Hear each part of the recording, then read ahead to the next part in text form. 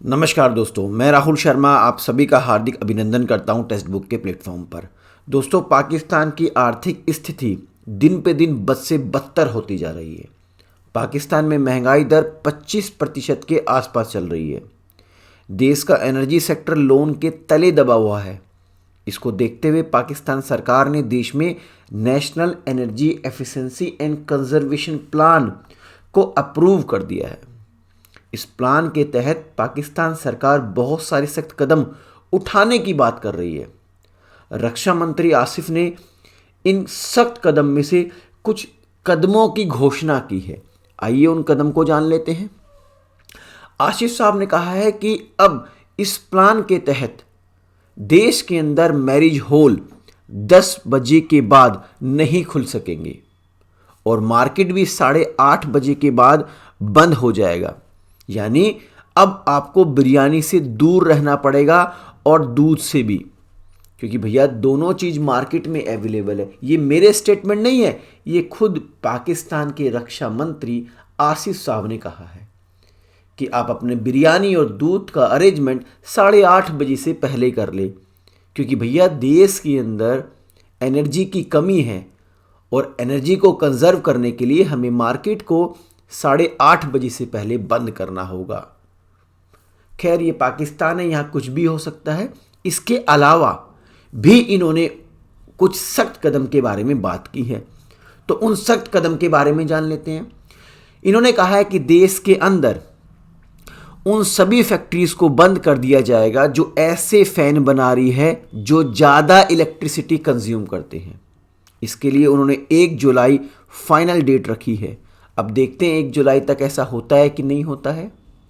इसके अलावा इन्होंने कहा है कि हम उन सभी कंपनीज को भी बंद कर देंगे जो फिलामेंट बेस बल्ब बनाते हैं, यानी वो जो येलो बल्ब आते हैं ना कांच वाले, उनको प्रोड्यूस करने वाली फैक्ट्रीज को भी हम 1 फरवरी तक बंद कर देंगे, जिससे हमें 22 बिलियन रुपीस की मदद मिलेगी। यानी हम इतने सेव कर पाएंगे। हिसाब किताब लगाने में बड़े अच्छे हैं, ये माहिर हैं पाकिस्तान वाले। इसके अलावा इन्होंने कहा है कि जितने भी गवर्नमेंट ऑफिस हैं उन सभी गवर्नमेंट ऑफिस के अंदर हम ऐसे इक्विपमेंट लगाएंगे जो एनर्जी एफिशिएंट हैं, मतलब एनर्जी को कम कंज्यूम करते हैं। चलिए, अच्छी बात है, अच्छी आपकी पहल है। लेकिन एक बात इन्होंने ऐसी कह दी जो मुझे क्या आप सभी को हजम नहीं होगी। इन्होंने कहा कि पूरे देश के अंदर अब हम इलेक्ट्रॉनिक्स मोटर बाइक को लॉन्च करेंगे। अब मेरी एक बात समझ में नहीं आ रही कि आपसे हम बहुत आगे हैं, भारत बहुत आगे है। पूरे भारत में आज तक इलेक्ट्रॉनिक्स मोटर बाइक पूरे भारत में नहीं लॉन्च हो पाई। चाइना, हम इसमें पीछे नहीं हटते इसको स्वीकार करने में कि चाइना हमसे बहुत आगे है। वो भी अपने पूरे देश में इलेक्ट्रॉनिक्स मोटर बाइक को लॉन्च नहीं कर पाया आज तक। आपके पास शायद कोई नई टेक्नोलॉजी आ गई हो जो आप कुछ ही वर्षों में पूरे देश के अंदर इलेक्ट्रॉनिक्स मोटर बाइक को लॉन्च कर दें। अगर आपके पास कोई ऐसा अलादीन का चिराग हाथ लग गया हो तो कृपया हमें भी बता दें। अगला इन्होंने कहा है कि विद इन ए ईयर, 1 साल के अंदर हम ज़्यादा से ज़्यादा कोनिकल गीजर्स का इस्तेमाल मैंडेटरी कर देंगे। ये ऐसे गीजर्स होते हैं जो कम गैस का इस्तेमाल करते हैं पानी को गर्म करने में, और इससे हम लगभग 92 बिलियन रुपए बचा सकेंगे। मैंने कहा ना, हिसाब लगाने में बहुत एक्सपर्ट हैं। इसके अलावा इन्होंने कहा है कि हम जो स्ट्रीट लाइट्स हैं, जो सड़कों पर रोशनी फैलाने वाली लाइट्स हैं, उसको हम अल्टरनेटली जलाएंगे, मतलब एक साथ सारी ना जलाकर अल्टरनेट वे में जलाएंगे। इससे लगभग हम 4 बिलियन रुपीस बचा सकते हैं। यानी 22 बिलियन हम यहाँ से बचाएंगे, लगभग 92 बिलियन हम कॉनिकल गीजर्स का इस्तेमाल करके बचाएंगे, और 4 बिलियन हम स्ट्रीट लाइट से बचा सकेंगे। तो ये इनकी पहल है एनर्जी को कंजर्व करने की। मतलब ये इस तरीके के सपने देखने हैं जिनको मैं मुंगेरी लाल के सपने कहूँगा।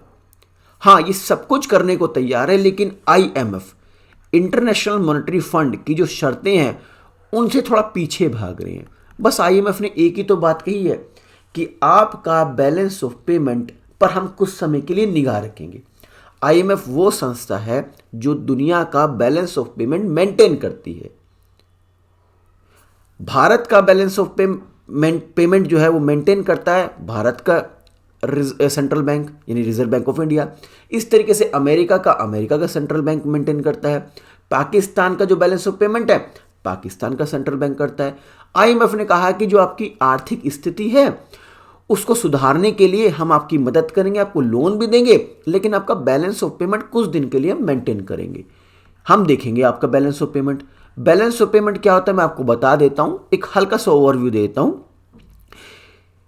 रेजिडेंट और नॉन रेजिडेंट के बीच में जो भी इकोनॉमिक ट्रांजैक्शन हो रहा है उसको मेंटेन करने को ही बैलेंस ऑफ पेमेंट कहते हैं। यानी कि पाकिस्तान से जो पैसा बाहर जा रहा है और पाकिस्तान में जो पैसा आ रहा है उसकी देखरेख कुछ समय के लिए आईएमएफ करेगा। आईएमएफ ने कहा ये थोड़ा सा काम मैं कर लेता हूं, इससे आपकी देख लूंगा कहां कहां पे दिक्कतें हैं, इससे आपकी आर्थिक स्थिति सुधर जाएगी। लेकिन पाकिस्तान इस बात को मानने को तैयार नहीं है।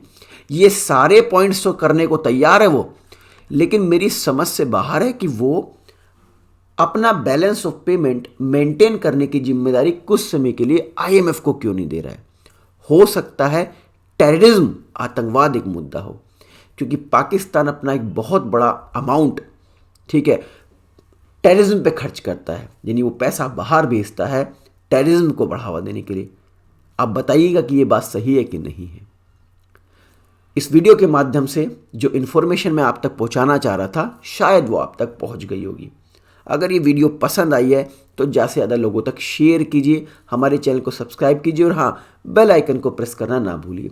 जाने से पहले एक इन्फॉर्मेशन और देता हूँ आपको रिगार्डिंग सुपर कोचिंग। देखिए, अगर आप यूपीएससी के सीरियस कैंडिडेट हैं तो आपको सुपर कोचिंग का सब्सक्रिप्शन लेना चाहिए। इसके अंदर आपको 30 से ज़्यादा यूपीएससी के कोर्स मिलेंगे जो हिंदी और इंग्लिश माध्यम में अवेलेबल होंगे। जीएस के 6 कोर्स होंगे जिसमें 24 से ज़्यादा वीडियो मिलेंगी। ऑप्शनल के 11 कोर्सेज होंगे और सीसेट के 6 कोर्स जिसमें 300 से ज़्यादा वीडियो अवेलेबल होंगी। सुपर कोचिंग के अंदर आपको प्री रिकॉर्डेड वीडियोज़ मिलेगी इंडिया के टॉप मोस्ट एजुकेटर की। डेली बेसिस पर लाइव क्लास होती हैं, स्टडी नोट्स मिलेंगे और आपको प्रैक्टिस क्वेश्चंस मिलेंगे। सुपर कोचिंग की जो फीस है मेरे कूपन कोड को इस्तेमाल करने के बाद वो है 29,999 रुपये। अगर आप इस वीडियो का पीडीएफ चाहते हैं तो आप मेरे टेलीग्राम को ज्वाइन कीजिए, वहां पर इस वीडियो का पीडीएफ अवेलेबल है। नेक्स्ट वीडियो में फिर आपसे मुलाकात करेंगे, तब तक के लिए नमस्कार, जय हिंद, शुक्रिया।